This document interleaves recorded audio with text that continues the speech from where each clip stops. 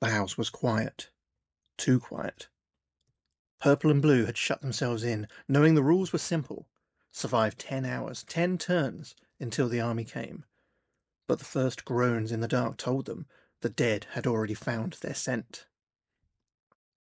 Purple crept to a cupboard in the dim light, the wood swollen and damp. They eased it open. Inside, a single bullet, a scrap of cloth, and a few bent nails. Every scrap mattered. With a hard swing, they smashed the cupboard apart, the sound echoing through the hollow house, and stacked 3 planks of wood and more nails beside them. Blue, hunched in the corner, tore into an old armchair. Feathers burst into the air as they pulled free 2 solid planks, a nail, and 2 strips of cloth. They crossed to a set of shelves, ran their hands through dust and cobwebs. Nothing. The emptiness made them angry. They ripped the shelves down, claiming 3 more planks and a nail. Then came the scratching at the glass. At the toilet window, a pale face appeared. A vampire. And at the back door, the shadows shifted. 2 zombies, eyes white and hungry. They hit the door hard. The frame split, the hinges snapped, the door collapsed inward. The house was breached. Purple raised their weapon, the single bullet chambered, and fired. 1 zombie dropped. The other lurched forward, clawing the air, but Purple slipped past, boots pounding on floorboards, bursting into the night toward the workshed. Inside, Blue slid heavy boards across the front door, nailing them fast. Then, with a snarl, they swung at the dusty old TV. Glass shattered, the frame splintered, and 2 nails clattered to the floor. Purple's breath caught in their throat. Outside, 2 zombies staggered from the dark, heading straight for the shed. Back inside, the house moaned as a vampire and a mummy pressed themselves against the living room window. With a deafening crack, the mummy's hands punched through, tearing the window frame apart. Inside, another zombie slunk through the destroyed back door. Purple slammed a barricade into place across the workshed door. Their hands shook, but they reached for the tools, upgrading their weapon at the workbench. Searching the shelves, they pulled down a bottle of liquid and a ragged strip of cloth.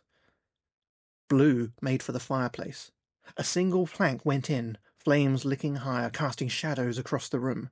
They gripped the torch, turned, and drove it into the mummy's chest. The thing screamed as fire devoured it. But fire spreads. Embers swirled back toward Blue, flames licking their arm. They hissed in pain. The vampire outside recoiled from the heat, but did not flee. Purple's luck soured. Another vampire, another mummy shuffled toward the shed. In the kitchen, 2 zombies smashed through the window. At the shed, claws raked at the door until the barricade splintered. Vampires moved toward the open back door. The remaining mummy dragged itself after them. In the living room, the lone zombie took a step closer toward Blue. The workshed barricade was gone. Purple kicked the door open and struck, felling a zombie before the others could swarm them. Inside, Blue sprinted into the kitchen, escaping the creeping fire and the approaching vampires. Outside, fire licked along the living room wall. 2 more zombies stumbled into view outside the shed. At the front of the house, 3 more appeared and immediately burst into flames. The burning undead smashed into the front barricade, wood exploding into sparks. Zombies poured through the kitchen window. At the back, a vampire slipped through the door frame. Purple cut down another zombie outside the shed, then darted past a third, feeling claws scrape at the air behind them. They tried the same with a mummy, but this time, teeth and bone tore into them. Wounded, they stumbled inside, straight into a deadly trap. 1 vampire was already there. Another stood just outside. Blue swung at a table, splintering it into 2 planks and 2 nails. They bolted from the kitchen, slammed a barricade across the door, and prayed it would hold. Flames chewed into the living room, forcing Purple back. 2 zombies clawed at the back door, more scratched at the toilet window, and then the front barricade gave way completely. Zombies, vampires, and mummies flooding inside. Purple ran across the living room, dodging fire and the reaching hands of the dead. They burst into the entrance hall. Blue nailed boards across the living room door behind them, buying precious seconds. They found a bullet in a nearby cupboard. 1 more chance to live.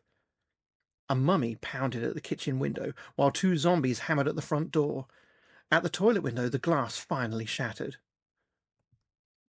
One glance between the two survivors was enough. The downstairs was lost.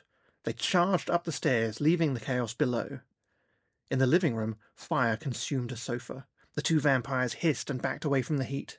3 zombies smashed at the toilet window, while 2 more stumbled into fire at the front of the house. Down in the kitchen, the barricade held. For now. Purple slipped into the master bedroom, searching the sink. Their reward? A bottle of liquid, a rag of cloth, and another bullet. Blue followed, rifling through shelves to find cloth, nails, and a bullet. They tore the shelves down for more materials. At the front of the house, a zombie staggered into view. 3 more gathered at the living room window, one catching fire. The toilet door gave way to the undead. In the living room, the barricade to the entrance hall splintered apart. Purple tore through a cupboard, finding cloth. Quickly, they worked the cloth with liquid, crafting a first aid kit and patching the wound from the mummy's earlier attack. Blue nailed boards across the master bedroom door, their last line of defense. Below, the fire claimed more zombies. The kitchen barricade finally crashed down, and the living room door followed. The dead surged forward. Purple searched one last cupboard, a bullet and a bottle of liquid. They checked the other side of the double sink. Nothing. Blue lay back on the bed, utterly spent. Below, the fire claimed a mummy. No new enemies appeared. The undead already inside the house were too far away now to reach the players before the final turn ended. The night was over. The army had arrived. Purple and Blue had survived the living dead.